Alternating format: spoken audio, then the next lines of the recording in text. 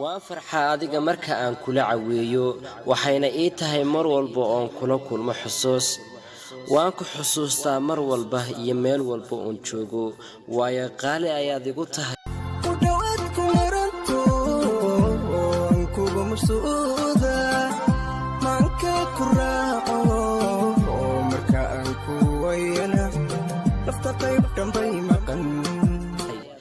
dadku way isku kaayo og yihiin adi iyo ani inaan wada socono balse ma ogo waxa inaga dhaxeeya